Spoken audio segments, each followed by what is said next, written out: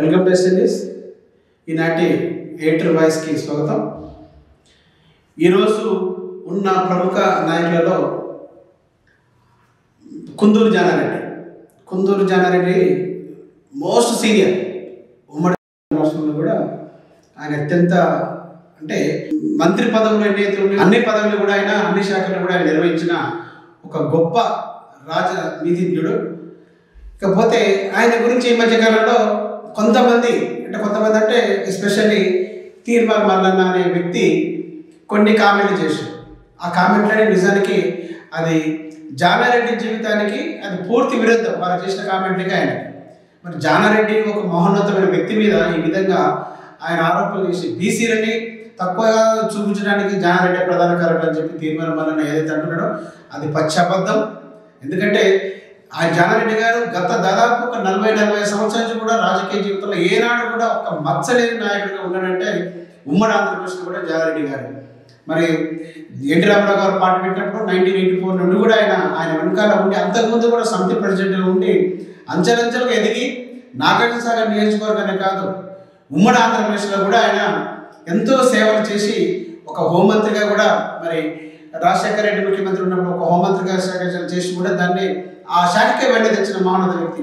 అలాంటి వ్యక్తి మీద ఈరోజు మరి ఈ చింతకాయల నవీన్ అనే వ్యక్తి ఈ విధంగా ఆరోపణ చేయడం చాలా దురదృష్టకరం. పైగా ఆయన దిష్టిబొమ్మలు కూడా తగలబెట్టారు. ఇక్కడ చాలా ఆశ్చర్యకరమైన విషయం అంటే అందరి వివాద రైతులు చాలా నెమ్మదస్తులు, ఎవరికి ఆపద వచ్చినా ఎవరికే సరళంగా కానీ ఇచ్చే పెద్ద మనిషి ఆయన దిష్టిబొమ్మ తగలబెడుతుంటే అసలు ఎక్కడ పోతుంది ఈ తీర్మానం అని అర్థం కావట్లేదు. నీ రాజకీయ ప్రకటన కోసం, నీ రాజకీయ ఉనికి కోసం నువ్వు ఒక మహోన్నత వ్యక్తిని ఈ విధంగా బదనం చేయడం కరెక్ట్గా. ఇది మాత్రం ఎవరైతే జానారెడ్డి అభిమానులు ఉన్నారో ఈ రాష్ట్రంలో ఇది బగ్గున మండాల్సిన పరిస్థితి. కానీ కొంతమంది కాంగ్రెస్ సీనియర్ నాయకులు కూడా ఎందుకో స్తబ్దతగా ఉంటున్నారు. ఎందుకంటే జానారెడ్డి లాంటి వ్యక్తి అందరూ మీరు ఆయన దగ్గర పోయి సలహా తీసుకోవచ్చు, కానీ ఆయన మీద ఒక నిరాధారమైన ఆరోపణ చేయడం ఇది చాలా హేయమైన చర్య అని చెప్పి మీరు ఎవరు కూడా ఖండిస్తారు. మరి జానారెడ్డి ఈ నాయకత్వాన్ని గమనించే తొలి తెలంగాణ ప్రతిపక్ష నాయకులు కూడా మరి సోనియా గాంధీ గారు ఆయనకు అవకాశం ఇచ్చారు. ప్రతిపక్ష నాయకులు కూడా ఆయన అసెంబ్లీకే ఒక బండి తెచ్చే విధంగా ఆయన సలహాలు కానీ సూచనలు కానీ కొనసాగింది. మన నాటి ముఖ్యమంత్రి కేసీఆర్ కానీ నేటి ముఖ్యమంత్రి రేవంత్ రెడ్డి కూడా ఆయన సేవల్ని ఆయన సలహాలు సూచనలు తీసుకుంటారంటే ఆయన ఎంత రాజనీతిజ్ఞుడో మనందరం గమనించాలి. ఇక్కడ ఒకటే ప్రధానంగా జానారెడ్డి గారి మీద ఈ విధమైన ఆరోపణ చేయడం నువ్వు ఎందుకంటే ఒక సామెత ఉంది, ఆకాశం మీద ఉమ్మేస్తే మన మొహం పడతాడు. జానారెడ్డి గారిని విమర్శిస్తే నీకేం రాదు తీర్మానం వలన ఇది తప్పకుండా నీకు ఒక విధంగా చెప్పండి నీ పత్రానికి దారి తీస్తాను. నువ్వు రెడ్లని కామెంట్ చేస్తున్నావు, రెడ్లని ఉచ్చుతో పోలుస్తున్నావు, రకరకాలుగా ఉన్నాయి. సరే అది వేరే సబ్జెక్ట్.